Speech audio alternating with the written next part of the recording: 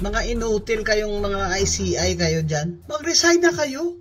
Sawa na kami sa mga katutaan nyo, mga kahayupan na walang mananagot. Walang mananagot. Si Romualdez pa ngayon ang hero. Aba, utang ama! Ang mastermind pa! Ang mag-state witness! Ayun ang i-recommenda nyo, mga ICI kayo, mga inutil kayo. Wala nang trust ang tao sa inyo. Ay mag-resign na kayo lahat. Hindi siya magaling na tagapagsalita ng Office of the President because she brings embarrassment to the country. Ganito magsalita ang tagapagsalita ng Office of the President. Nagdadala yun ng kahihiyan.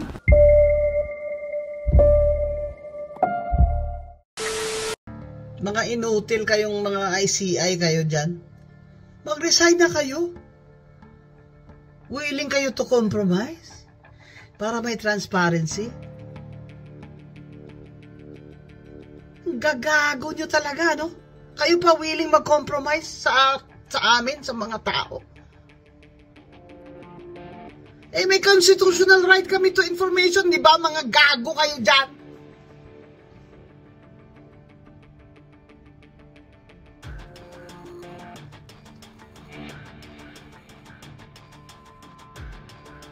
Sawa na kami sa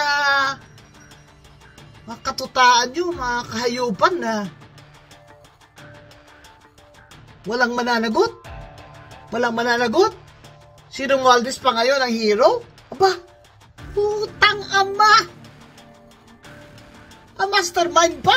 Ang mag-state witness! Ayun ang i-recommenda nyo, mga ICI kayo, mga inutil kayo. Ang utos sa inyo ni BBM, si Saldi ko lang ang ikukulong nyo, yun lang yun? Yun na? Talagang untouchable si Romualdez sa Martin Luther King, ha? Ay, kung hindi nyo kaya, panindigan yan. Yung putang aman yung ICI na yan, wala nang trust ang tao sa inyo, ay mag-resign na kayo lahat. Hindi siya magaling na tagapagsalita ng Office of the President because she brings embarrassment to the country. Kasi ang tagapagsalita ng isang Pangulo, pinakikinggan niya ng global community, ng international community. At pag nakikita ng mga kapitbahay natin, yung mga malalayong lugar na ganito magsalita, ang tagapagsalita ng Office of the President, nagdadala yun ng kahihiyan sa bayan. Dapat i-abolish na lang yung ICI na yan. Mga inutil. Wala daw silang makita. Nasa mukha nyo na. Kakagatin na kayo. Wala pa rin kayo makita. Kasi yung utos sa inyo ni BBM, si Saldi ko lang kasuhan nyo. Hindi nyo pwedeng kasuhan ng pinsan niya si Martin Luther King, also known as Kim Bonjing. You think we're stupid? What kind of investigation are you doing there? When the people have lost trust in your independence? You're useless.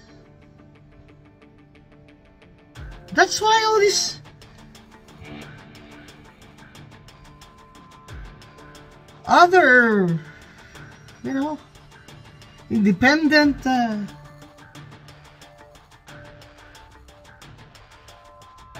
legal experts have refused, such as former Ombudsman Justice Carpio Morales, because they know that this ICI is just cosmetic. Come on, BBM. Why did you all of a sudden wake up from your comfortable slumber after 3 years to make public these ghost projects? Why? Because of the US State Department report. And I'm sure other creditors will be making comments soon. Utang ka ng utang, BBM. Utang na loob. Tapos kinukurakot lang ninyo ng pinsan mo. Huwag ka maghugas ng kamay na hindi ka kasali dito, BBM. Dahil ikaw ang nagpirma. Budget mo yun. Ang 2025 budget na puno ng padding ng paldo na ng lahat ng ghost projects at infra na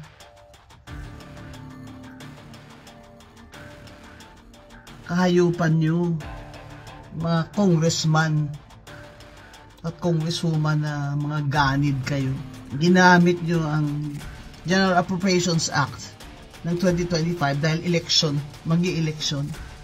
Kasi ambisyon ni Martin Luther King i-control ang mga congressman, ang mga district, ang mga party list para sa 2028 election na siya ang tatakbo na presidente. Kaya wag mo na kaming lokohin, BBM. I-abolish mo na yung ICI mo. Gumawa ka ng komisyon na paniwalaan ng tao. Yung mga nilagay mo dyan, wala yan. Tuta mo lahat yan. Walang kwentang tao yung mga Marcos na yan. Makikita naman ninyo sa mga video, di ba? Tinatabig ang mga tao, ayaw magpapahawak. Wala namang ano yan eh. Wala namang pakialam yan. Kayo mga nagpapakamatay na loyalist hanggang ngayon. Hindi pa kayo natatauhan. Kasi palibasan, hindi naman kayo nila kilala eh. Ang mga ano dyan, kilala lang dyan, yun lang ang nakikinabang. Patuloy po kami nagmo-monitor 24/7 sa katayuan at sitwasyon ng ating bansa. We are one voice to shout. Marcos administration will stop and respond in all cases of corruptions under his leadership. The mandate of the people is under our constitutions stated that the freedom, the right of the people are priority. All of the above cases is being violated by your administration. You are involved in all of the cases, corruptions, and over abuse of your authority to intake.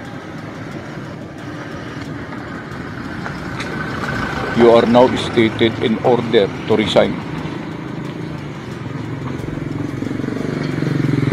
Our people now are waiting. Hindi po namin hangad ang force. But if you wanted it to do, we pray together. So help me God. We're giving you much more time to answer this. You have to step down, Mr. Marcos. Enough is enough, Mr. President. Enough is enough.